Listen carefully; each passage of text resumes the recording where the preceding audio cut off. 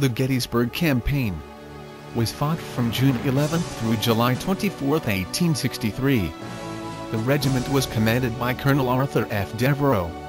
It brought 231 men to the field, losing 9 killed, 61 wounded and 7 missing.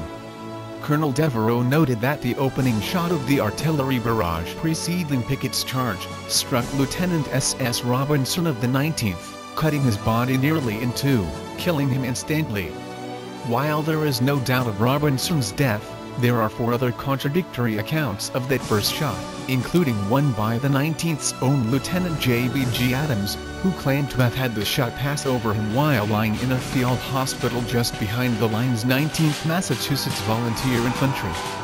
The position of this regiment in line of battle was 119 yards south-southeast, and is represented today by its monument at the site of the battle.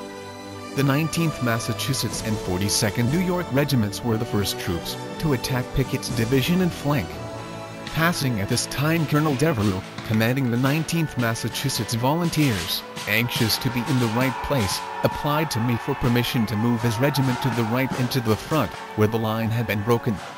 From Hancock's official report, Major Edmund Rice was awarded the Medal of Honor for his actions at the height of Pickett's charge, when he led a countercharge into Confederate attackers, who had broken the Union lines, holding them in check with a thin line of men for several minutes until reinforcements arrived to turn the tide.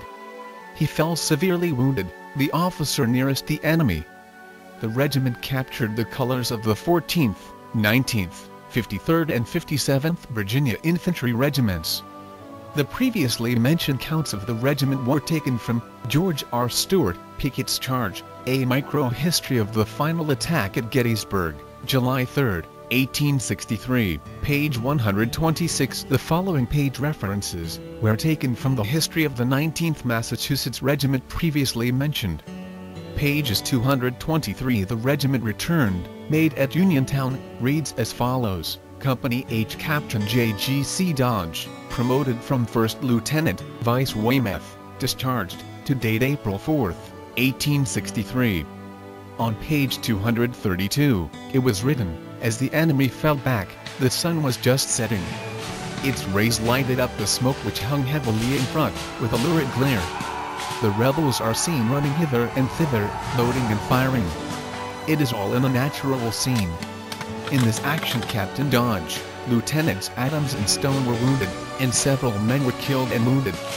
It was now quite dark, and in half an hour Captain Leach, of the brigade staff, brought orders for the regiments to return to the old position of the 2nd Corps, where they arrived at 2 a.m., and lay down to rest on the line upon Cemetery Ridge.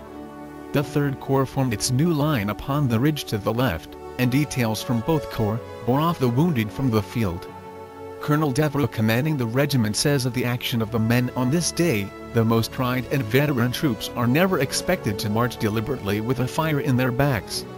It is universally agreed that when they can face the enemy, they must stand to the last, but when they have to turn their backs, it is not expected of them.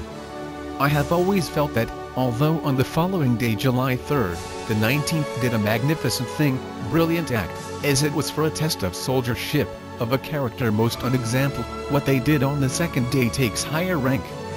The after-battle report listed the casualties as follows. During this engagement, 1st Lieutenant Herman Donna, of Roxbury, a very valuable and promising young officer, was instantly killed, and the following officers wounded: Lieutenant Colonel, N.C.O.S., Major Edmund Rice, Captain William L. Palmer, Captain James G.C. Dodge, 1st Lieutenant David T. Chubbuck, 2nd Lieutenant John J. Ferris, and 2nd Lieutenant Joseph W. Snellen. The total loss of the 19th Massachusetts Regiment in the battles of Gettysburg was: officers killed 2, wounded 9, enlisted men killed 7, wounded 51, missing 8. About 50%. The regiment went into action with 141 men and the due proportion of officers, 160 all told. J.C.G. Dodge would return to Boston, as it was recorded in the 19th records of Company H, absent in Massachusetts, wounded on the 3rd of July. Captain J.C.G. Dodge was in Boston recovering from his wounds, and according to the records of the 19th Massachusetts on page 299, he was assigned to Company H on detached service, recruiting in Massachusetts. So James was already home in Boston when the 19th Massachusetts Regiment returns home to Boston, Massachusetts. Their return home was covered in the newspaper article, which appeared in the Salem Observer, Volume 42, Issue 7, on page 2, dated 13 February 1864, which was 8 months since the Battle of Gettysburg. The headlines, Reception of the 19th Regiment. This event was also covered in their book on pages 295 and 296, where it was noted the following. The regiment started for home on the 4th of February 1864 at 2 o'clock, arrived at Alexandria, Virginia. 5th of February left for Washington, arriving that night. 6th February started for Philadelphia that morning, arrived that night. February 7th, 1864, arrived in New York at 6 o'clock in the morning. Left at 6 p.m. for Boston. The regiment arrived at 4 a.m. on February 8th, and breakfast was served in the Beach Street Barracks. At 11 o'clock the line was formed and the regiment marched to Faneuil Hall Square, through crowds of people, which filled all the streets, giving the men hardly space in which to walk. The 30 days were passed in a round of pleasure. The men were warmly greeted, received everywhere and banqueted, and in a number of places veterans' balls were given in their honor, one at Rowley being especially notable. Several of the officers were presented with swords by their townsmen, and the brief stay at home was in every way made pleasant. In the next chapter the regiment is off again to the front.